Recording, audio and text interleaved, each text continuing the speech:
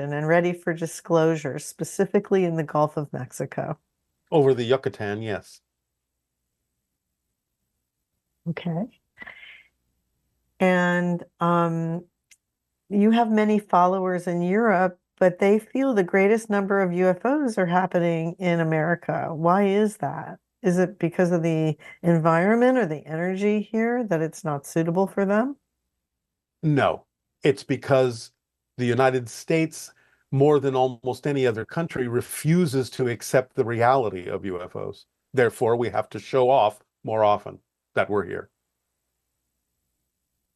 Okay, and as your sensing goes, are we still on track to have contact within 5 years Yes, or open contact? yes. Okay. And now that we've navigated ourselves to a timeline of open contact within the next 5 years, why is it important to continue with the Interstellar Alliance social experiment? Because it will determine the way in which you experience open contact, making you more vibrationally compatible to experience open contact in certain ways rather than not being as vibrationally compatible with open contact and experiencing it in other ways. So it gives you more opportunity. The social experiment gives you more opportunity to experience a broader spectrum of ways in which you can experience open contact to your benefit. And this person is saying that they attended the recent channel panel in Sedona, and while Bashar was speaking, they saw a smiling image of a female Sasani. Is she a consequential secret? And if so, who is she to this person or the He person is to not a her? consequential secret. The person was perceiving the idea of my colleague that we have referred to as Anima, a social engineer, who is involved in first contact and will be, along with other social engineers from my society, involved after open contact in helping Earth understand planetary management. So the person was simply capable of perceiving the energy of my colleague, that female Sasani being, known as anima by you, in connection with the fact that we're getting closer and closer to open contact, and therefore you're more capable of sensing the presence of all who are connected to the idea of being a first contact specialist, which is also a type of social engineer.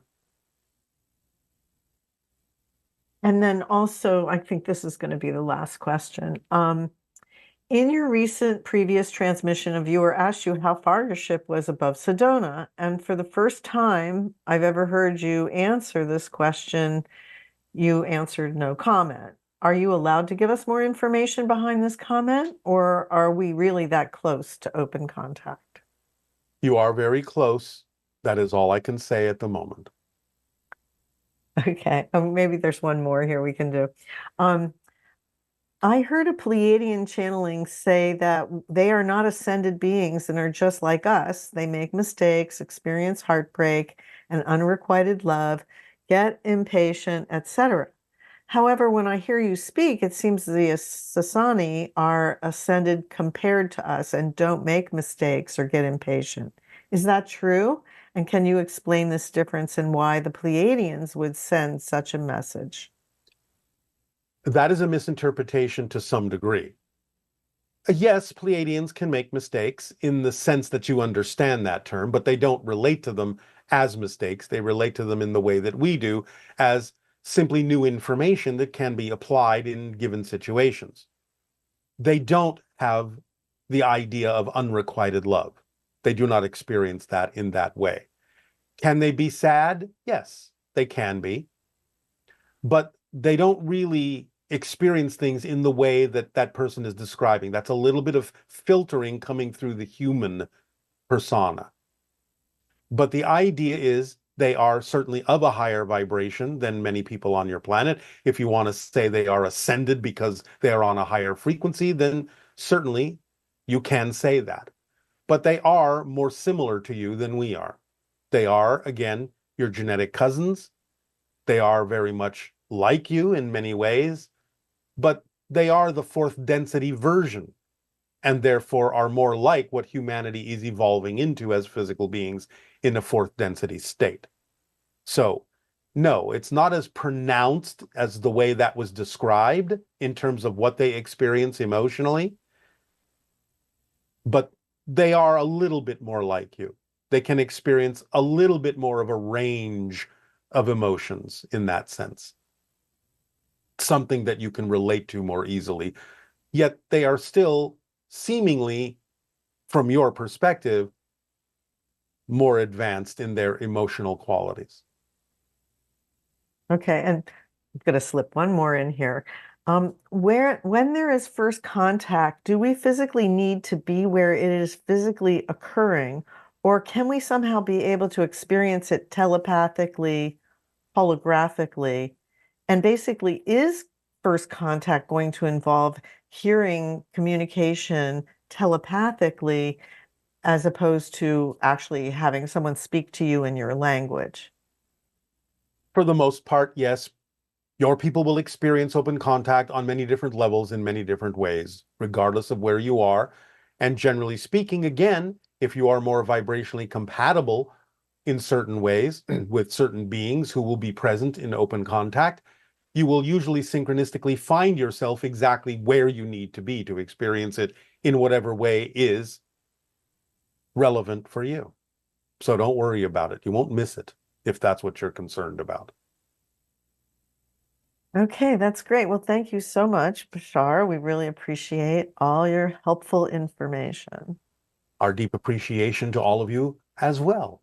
And now we would encourage you to become very relaxed, breathe easily, calmly, let go of the cares of the day, and prepare yourselves for a beautiful, calming, releasing, and behaviorally changing meditation.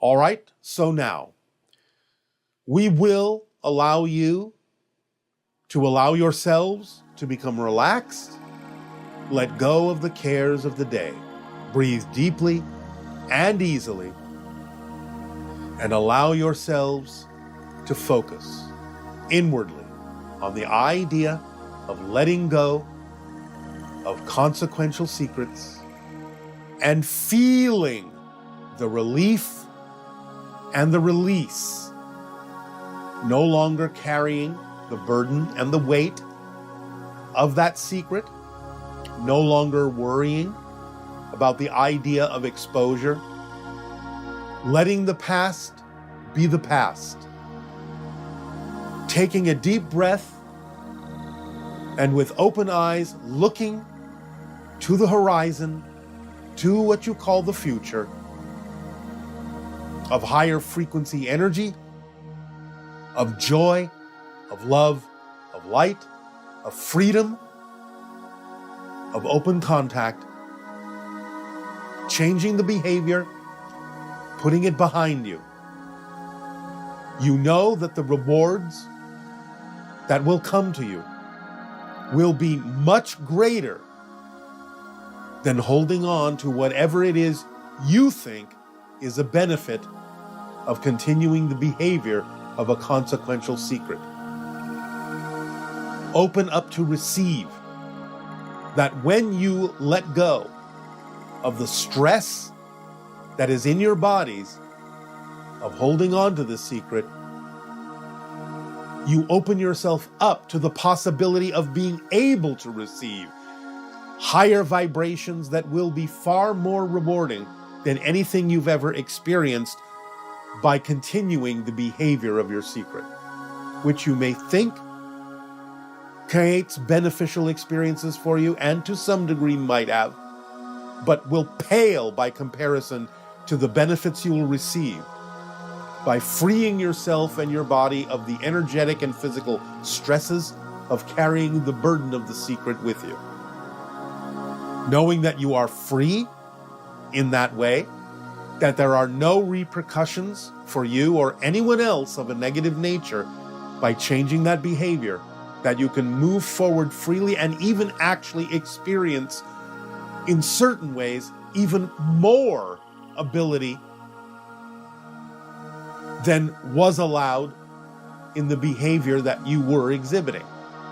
We will not go into detail about what that means exactly, but you will actually find more freedom in a certain way, not the same way, but in a certain way that will allow you to be more your true self and interact with others in a more true self way by claiming that particular station for yourself in a higher frequency energy, in a more relaxed fashion, in ways of connection that will be more natural for you and will bring in more experiences of joy, effortlessness, connection, companionship, and allow you to experience more of the companionship that will come to you from the extraterrestrials that will be involved in open contact.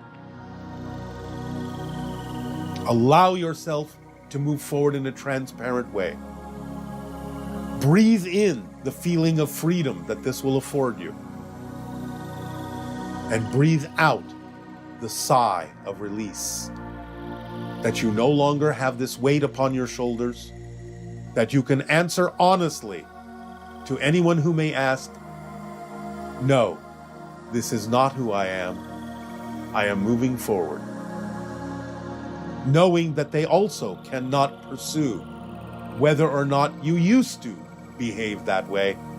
For again, they will understand the other side of the coin is that they will reap upon themselves the consequence of pursuing the past.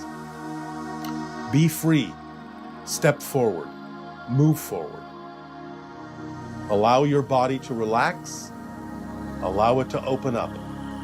Allow your heart to expand, your mind to expand, and more of your soul to expand and express itself through your physical personality. Do not fear. Do not feel lack. Do not feel loss. All of these things belong in the past.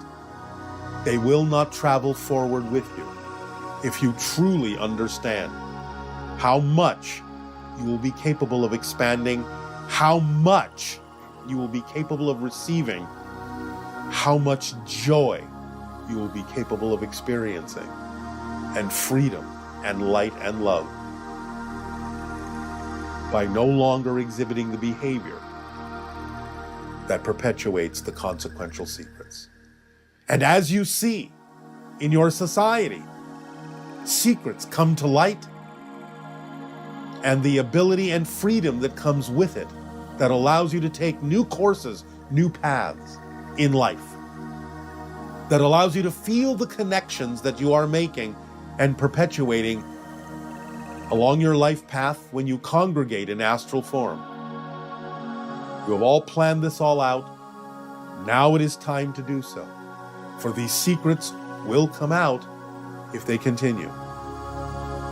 Allow yourself to be free of that worry, free of that burden, free of that probability.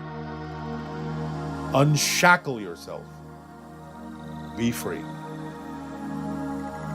Continue to breathe deeply and understand the importance of what we have discussed today. No more secrets of this nature. Breathe easily, float freely. And in this new paradigm and in this new vibration, come to us so that we may come to you, so that we may together create a new reality of unlimited potential in happiness, joy, ecstasy, love, and light. Our unconditional love to you all. Welcome home. Aveo. Good day.